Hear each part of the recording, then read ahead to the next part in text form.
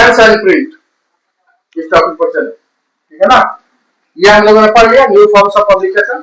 New forms of publication में objective क्या पढ़ा, क्या क्या ऑब्जेक्टिव, इसमें सीधा सीधा ये ऑब्जेक्टिव है कि भाई 19वीं शताब्दी के अंत में और 20वीं शताब्दी के शुरू में न्यू फॉर्म्स ऑफ पब्लिकेशन आया। तो न्यू फॉर्म्स ऑफ पब्लिकेशन में यहाँ पर एक ही चीज दिख रहा है कि विजुअलाइज वर्ड में हम क्या कर रहे थे, प्रवेश कर रहे थे। और विजुअलाइज वर्ड के लिए एक नाम आया है राजा रवि वर्मा, ठीक है। इनके आने के बाद इन्होंने जब अलग अलग तरह के पेंटिंग बनाए तो वो सारे पेंटिंग अलग अलग शब्दों पर आधारित है। शब्दों का मतलब यहाँ मैं एक बार 2 मिनट में व्याख्या कर दे रहा हूँ कि जो पेंटिंग आ रहे थे वो सोशल ऑर्डर का थे, जो पेंटिंग आ रहे थे वो एजुकेशन से संबंधित है, जो पेंटिंग आ रहे थे वो ट्रेडिशनल कल्चर से संबंधित है, जो पेंटिंग आ रहे थे वो हमारे वेस्टर्न क्लोथ से संबंधित है, जो पेंटिंग आ रहे थे नेशनलिज्म से संबंधित है, और जो पेंटिंग आ रहे थे अपने इंटीरियर रूलर से संबंधित। जिस तरह का आपको पेंटिंग चाहिए उस तरह का पेंटिंग बाजार जो है वो तस्वीरों से क्या हुआ भरा पड़ता है। आप अलग अलग तरह का तस्वीर जैसा आपकी इच्छा है वैसा लाए और अपनी दीवार को, अपने घरों को या फिर वर्किंग प्लेस को सजाएं। That is known as the new forms of publication. Objective के तौर पर राजा रवि वर्मा है, ठीक है, और विजुअलाइज प्रिंटिंग प्रेस, क्लियर है। नेक्स्ट हम लोग को स्टार्ट करना है प्रिंटिंग विमेंस एंड, ठीक है। अब देखो कि न्यू फॉर्म्स ऑफ पब्लिकेशन का प्रभाव किस पर पड़ा, विमेंस पर कैसे पड़ा। देख रहे हैं कि सब कुछ न्यू फॉर्म्स ऑफ पब्लिकेशन में सब कुछ क्या हो गया, चेंज है, बदलाव है, बहुत ज्यादा बदलाव।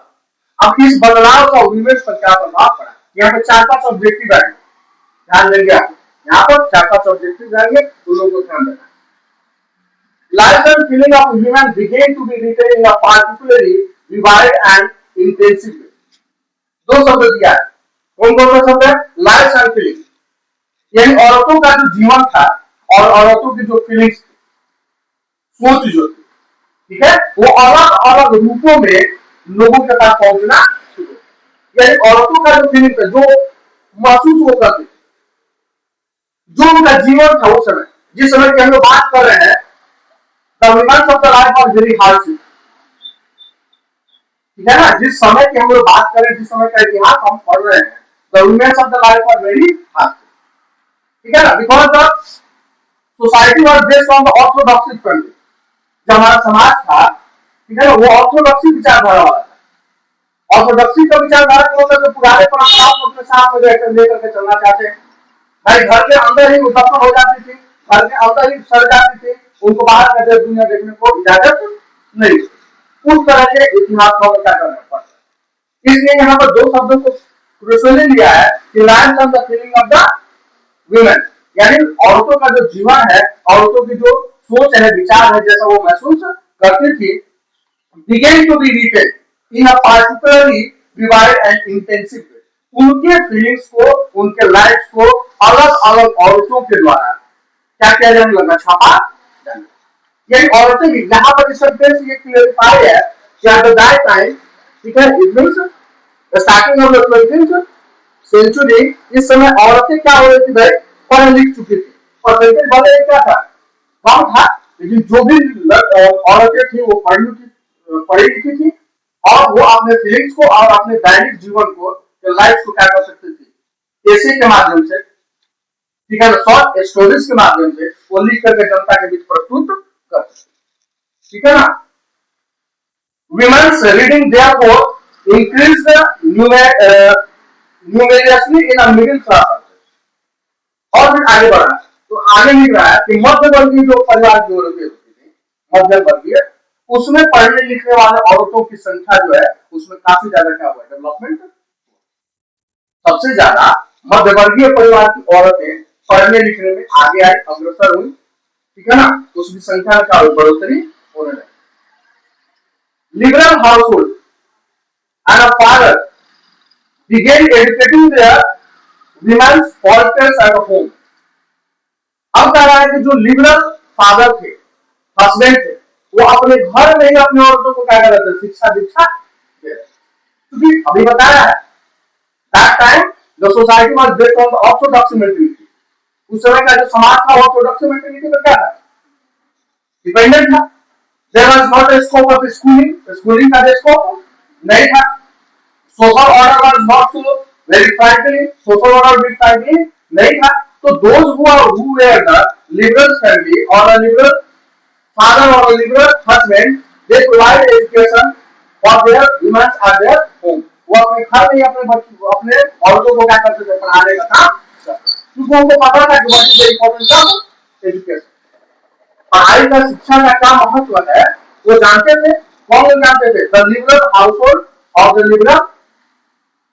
liberal household, the liberal father or the liberal husband provide the education at their home. उन्होंने अपने घर पर ही क्या करना शुरू किया, शिक्षा देना प्रारंभ कर दिया. अब यहाँ पर एक चीज अलग है. ये तो लिबरल लोगों ने अपने घर पर शिक्षा दीक्षा दिया ना, लेकिन उनके साथ साथ एक और भी समाज था. बार बार उनका शब्द को हमने रिव्यू किया है. ऑर्थोडॉक्स एक और भी समाज है जिसको किस नाम जानते हैं? ऑर्थोडॉक्सी. अब वो इसके क्या थे, क्या होंगे भाई? They were against of the providing education of the women. क्योंकि उस समय ये परंपरा नहीं थी. जो लोग पढ़ते लिखते थे, है ना, तो ऑर्थोडॉक्सी के नजर में वो क्या थे, बेकार थे. उनका मानना था कि इस तरीके से अगर औरतें पढ़ेंगी तो बिगड़ जाएंगे, उनका रास्ता क्या होगा, दूसरा हो जाए. एक कंसेप्ट क्लियर हुआ. कौन लोग अपने घर पे प्रोवाइड कर रहे थे education? Who provide the education at their home? The liberal provide, the liberal husband and the liberal father provide education at their home for the women. Clear? इसका ऑपोनेंट पढ़ेंगे अलग. अब इसका किसके साथ फ्रिक्शन है? And send them to the school. Begin educating them to the school. Where women's school were set up in the cities and the town after the mid 19th century.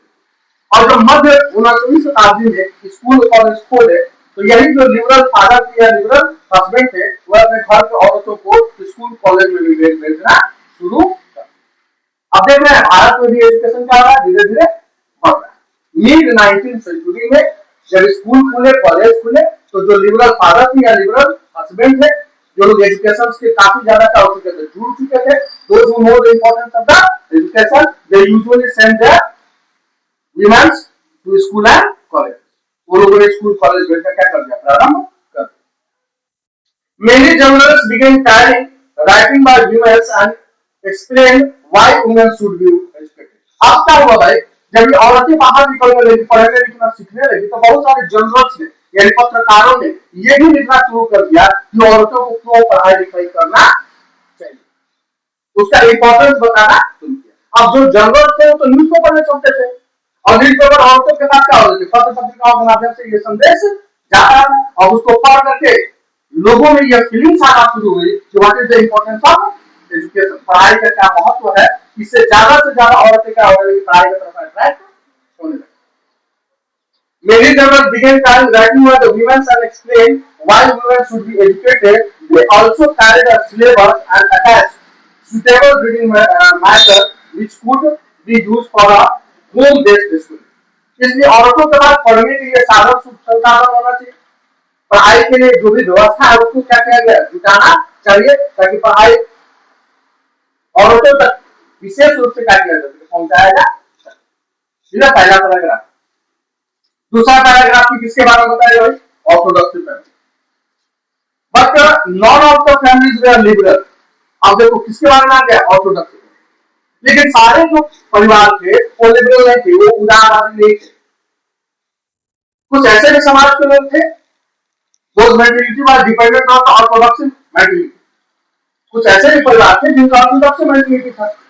वो कभी अपने औरतों को घर के दायरे से बाहर निकलने देना पसंद नहीं करते थे.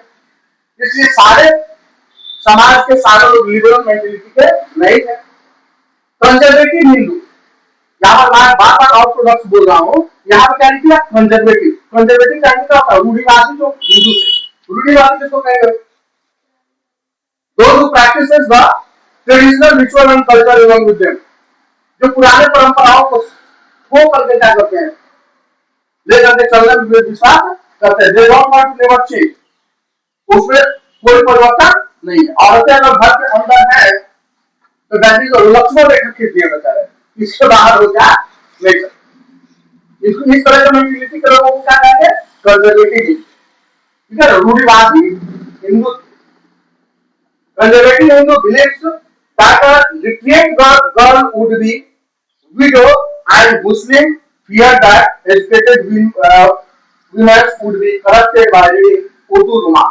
अब देखो यहाँ पे क्या सीन है, जो भारत के हिंदू कंजर्वेटिव थे उनका मानना था कि जब औरतें पढ़ जाती है तो विडो हो जाएगी, विडो मतलब विधवा हो जाएगी, मतलब उनका हस्बैंड मर जाएगा, किसके कारण ये पढ़ लेगी, एजुकेटेड हो जाएंगी, कपड़ा का सारा सीख जाएंगी, ठीक है ना, तो हिंदू कंजर्वेटिव का मानना था कि ये क्या हो जाएगी, विडो हो जाएगी। अब मुस्लिम मत क्या मानता था, मुस्लिम मत मानता था कि जब हमारे घर की औरतें क्या हो जाएगी, बच्चियां पढ़ जाए लिख जाएंगी तो खराब हो जाएंगी, ठीक है। इस तरह का जो मेंटेलिटी वाले लोग हैं उनके लिए हम शब्द कौन सा इस्तेमाल करेंगे, एनसीईआरटी ने शब्द कौन सा इस्तेमाल किया है, हिंदू हिंदू कंजर्वेटिव या हिंदू या मुस्लिम कंजर्वेटिव, दोनों बात समझ में आ गई है। एक का कहना था कि विडो हो जाएंगे और दूसरे का कहना था कि ये करप्ट हो जाएंगे। Sometimes real women define such prohibition. अब देखो रियल वुमेन, रियल मतलब क्या, कुछ औरतें जो थी जिनके दिमाग में बहुत बैठ गया कि ये हमको पढ़ रही, उन्होंने रियल करना शुरू किया, मतलब घर परिवार ऑर्थोडॉक्सी या कंजर्वेटिव हिंदू हो या कंजर्वेटिव मुस्लिम हो, उनके बातों को लोगों ने क्या करना शुरू किया, नजरअंदाज करना शुरू किया, मतलब एक तरीके से विरोध करना कि हम पढ़ेंगे, ठीक है, विरोध भी करना औरतों ने शुरू कर दिया। We know the story of a girl in a conservative Muslim family of North India who secretly learned to read and write in Urdu. कहानी भी है, इस किताब में कहानी भी दिया हुआ है, जो नॉर्थ इंडिया में रहने वाली मुस्लिम फैमिली में एक औरत की शादी हुई थी और जिसको पढ़ने लिखने से, उर्दू पढ़ने लिखने से क्या कर दिया गया था, मना कर दिया गया था, लेकिन उसने सेक्रेटली यानी लुक छुप करके क्या करना शुरू किया, पढ़ना शुरू कर दिया। को समझे, Muslim family of north India वो secretly learn to read and write in Urdu, उसको मना किया गया था, भाई तुमको पढ़ाई लिखाई कोई मतलब नहीं है, लेकिन वो लुक छुप करके, ठीक है ना, उसने उर्दू पढ़ना और लिखना दोनों क्या कर दिया, सीख लिया। Her family wanted her to sit, read only the Arabic Quran. उसका मानना था, उसके परिवार का दबाव था कि तुमको पढ़ना ही है तो तुम अरबी कुरान पढ़ो, ठीक है, और अरबी कुरान को उसको पढ़ने में मन लगता ही नहीं था, उसने क्या करना शुरू किया है, उर्दू पढ़ना शुरू किया, पढ़ाने के लिए उसको दबाव क्या था, अरबी कुरान को, ठीक है, और उसने पढ़ना क्या शुरू कर दिया है, Urdu, which she did not understood, अरबी कुरान उसको समझ नहीं आता था, अब संस्कृत पढ़ने वाला को तो इंग्लिश समझ पढ़ने के तो आएगा समझ में, टेंथ तक मान लो कि वो गुरुकुलम में पढ़ा, गुरुकुलम में संस्कृत पढ़ाया जाएगा, अरबी कुरान पढ़ने के लिए भाई थीम तो वही है, लेकिन उसको पढ़ने नहीं पढ़ रहा था, उर्दू उसको समझ में आ रहा था, अरबी कुरान पढ़ाने के लिए क्या किया जा रहा था, उसका दबाव बनाया जा रहा था, उसने अरबी कुरान पढ़ना छोड़ दिया और लुक छुप करके क्या सीख लिया, उसने उर्दू सीख लिया, ये स्टोरी होगी। So the skill of on learning to read a language that was her own, वो वही भाषा पढ़ना चाहती थी, वो वही भाषा सीखी जो भाषा को आसानी से क्या कर सकती थी, समझ सकती थी। ये तो हो गया कहां पर, नॉर्थ इंडिया में ना, अब दूसरा कहां पर, वेस्ट बंगाल, ये इंपॉर्टेंट है, वेस्ट बंगाल वाला इंपॉर्टेंट, जिसमें नाम भी दिया है, देखो इधर नाम भी दिया, वेस्ट बंगाल में दिया, एमसीक्यू में आ सकता है।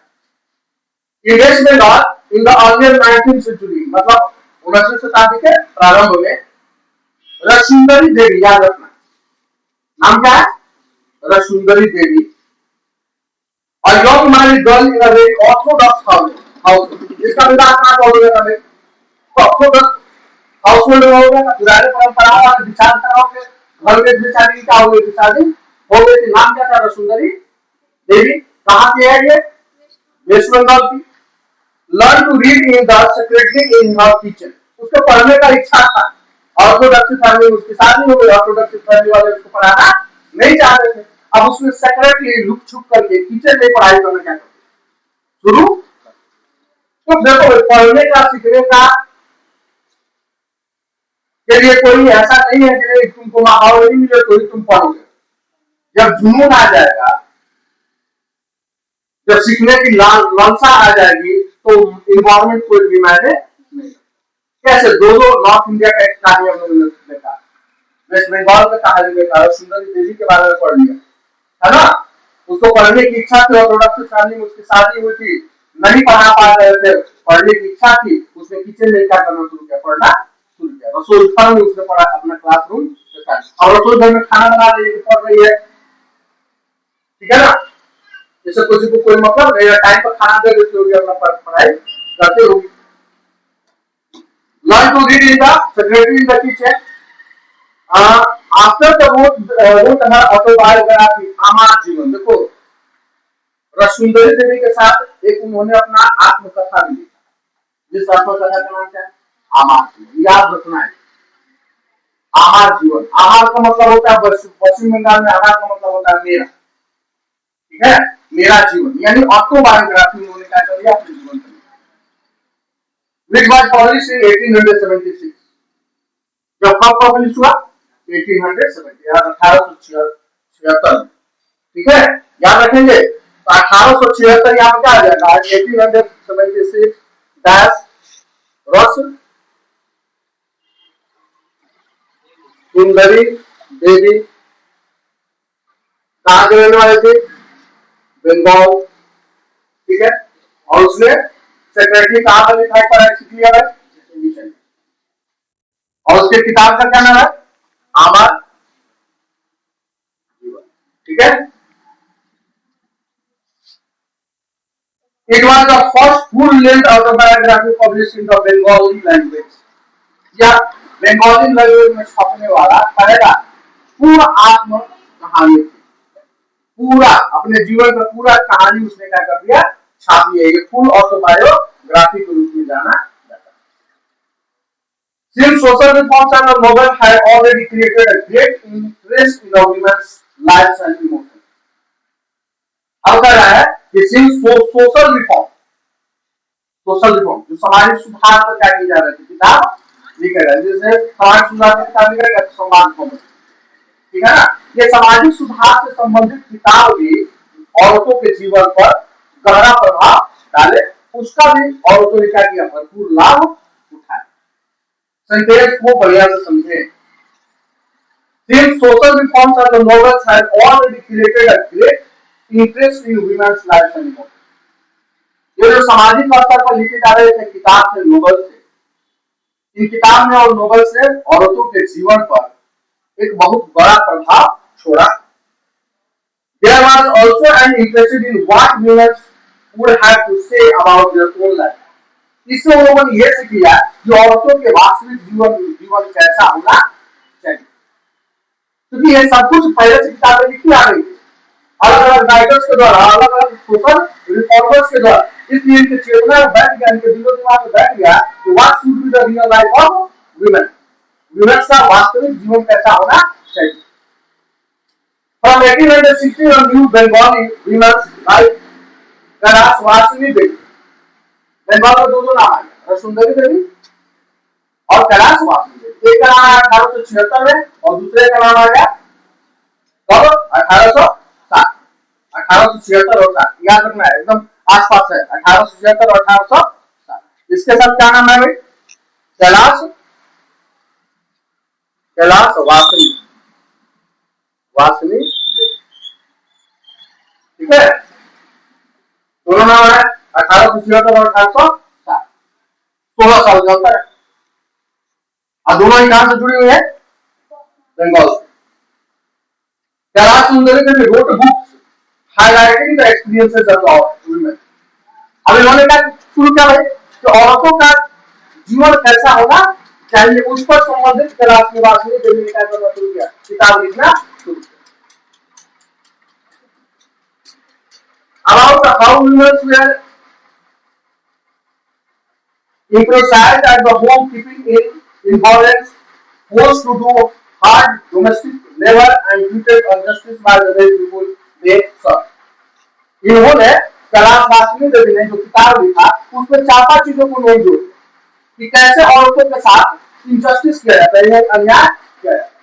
कैसे औरतें रात दिन काम करती हैं और जिसके लिए काम करते हैं उसी के द्वारा क्या किया जाता है, उसको डांटा जाता है, कटता जाता है, ठीक है ना, और उसको परेशान किया जाता है। इसलिए वास्तविक जीवन में औरतों का जीवन कैसा होना चाहिए। इस तरह की जो नोवेल थे वो किसके द्वारा लिखा गया, कैलाश वासनी, ठीक है, 1807, इनके द्वारा लिखा गया। किताब की चीजों पर हाउ वुमेन्स वर ट्रीटेड, औरतों के साथ कैसा व्यवहार किया जाता है। हाउ वुमेन्स वर इनजस्टिस, उनके साथ कैसा अत्याचार किया जाता है। How womens were injustice those who serve, जिसको वो क्या करती है, सर्व करती है, सेवा करती है, उन्हीं के द्वारा क्या किया जाता है, उनको पनिश किया जाता है। In 1880, in the present day Maharashtra, Tarabai Shinde and Pandita Ramabai wrote with her passionate anger about the miserable life of the upper class Hindu women, especially women. और महाराष्ट्र के रहने वाली दो लेखिका, जिनका क्या नाम है, पंडित ताराबाई शिंदे और पंडित रामाबाई, उन्होंने लिख दिया कि औरतों के जीवन में किस किस तरह की कठिनाइयों का सामना करना पड़ता है, इससे संबंधित किताबों को क्या किया गया, लिखा गया। अब बताओ कि विमेंस के लाइफ से जुड़े हुए हर पहलू, हर चीजों से क्या हो रही थी, बाजार में किताब आ रही थी, नॉवेल्स आ रही थी, तो कहीं ना कहीं लिटरेसी जो देखो क्या हो रही है, धीरे धीरे बढ़ रही है, और हर एंगल से हर पहलू पर किताबें क्या हो रही थी, औरतों के पास जा रही थी। अब उन्होंने समाज को समझना शुरू कर दिया। What should be the actual life of the women, ठीक है ना, what should be the practical life of women, how women can survive in her home, how they have to manage their husband, how they have to manage their child, ठीक है ना, झाड़ू कैसा लगाना, पोछा कैसे करना है, खाना कैसे बनाना है। जो आजकल फोन का क्या कर रहा है, यूट्यूब कर रहा है, वो पहले क्या करने लगा, किताब करने लगा, ठीक है ना। Women in the Tamil novel express what reading means to the women who were consumed by the social regulation. अब तमिल में भी किताबें आने लगी, अलग अलग भाषा में किताबें आने लगी। तमिल में भी लिखा गया कि औरतों को किस तरीके से व्यवहार करना चाहिए। For a various reason many words is small. उन्होंने कहा कि अभी जो भी हम लोगों ने पढ़ा हर औरतों का करना है, whatever we have studied, whatever we have learned, that is a small word. अभी हमने सीखा बहुत कम है। अभी तो किताबों में इतने बहुत, ये तो समुद्र है जिसको सीखा नहीं जा सकता। जितना भी हम लोगों ने सीखा, जिसके छवि को हम लोगों ने अपने हाथों से लिखा, ये हमारे जीवन के सीखने का क्षण जो है वो बहुत छोटा है, बहुत कम हम लोगों ने सीखा है। More than half of my life happinesses has come from you. और बहुत सारे औरतों ने कहा कि जो भी हमारे जीवन में खुशियां आई हैं, वो खुशियां लाने के पीछे कारण किसका है, किताब। ये किताबों ने हमारे जीवन में क्या करती, खुशियां।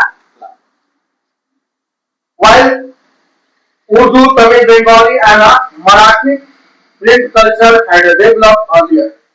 और इसके बाद मराठी में, तेलुगु में, बंगाली में अलग अलग तरह की किताबें क्या हो रही थी। Hindu printing began seriously only after the 1870. 1870 के बाद हिंदी में व्यापक स्तर पर लेख वगैरह क्या हुआ, शुरू हो गया।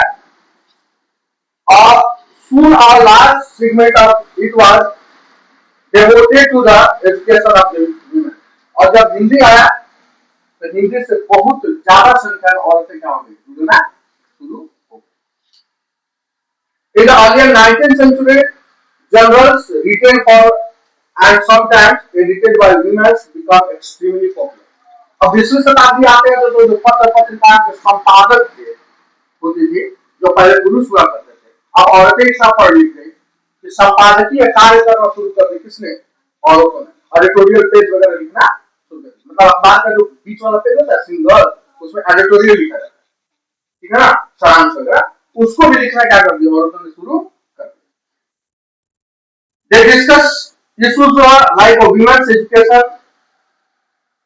widowhood, widow remarriage and the national movement. अब औरतों ने विडो एजुकेशन पर, विमेंस एजुकेशन पर, महिलाओं की शिक्षा पर, महिलाओं के विधवा होने पर, महिलाओं के नेशनल मूवमेंट में भाग लेने पर, है ना, हर तरीके से लेख वगैरह नोवेल वगैरह लिखना शुरू कर दिया, या जनरल से अखबारों में इनसे जुड़ी हुई तथ्यों को लिखना शुरू कर दिया।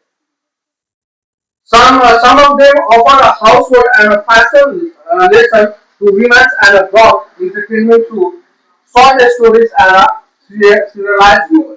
उसमें से कुछ जो थी वो इंटरटेनमेंट की भी चीजों को लिखने लगी, कुछ जो थी शॉर्ट स्टोरीज को भी लिखने लगी, और कुछ जो है नोवेल्स को भी लिखना शुरू कर दिया। In Punjab too, a similar folk literature was widely printed from the earlier 20th century. Punjab में भी 20वीं शताब्दी के प्रारंभ से छोटे छोटे कथा कहानियां वगैरह लिखना शुरू किया गया। Ram Chaddha published the fast selling Stri Dharma विचार लिखने में। पंजाब के रहने वाले थे कौन? राम चड्ढा। उनके द्वारा क्या लिखा गया है? एक उपन्यास लिखा गया जिसका क्या नाम था? स्त्री धर्म विचार। ठीक है, स्त्री धर्म विचार किसके द्वारा लिखा गया? राम चड्ढा के द्वारा। ठीक है, कहां के रहने वाले थे? पंजाब। याद रखिए सारा कुछ, ये सब कुछ याद आ रहा है यहाँ पर। राम चड्ढा, राम चड्ढा। स्त्री धर्म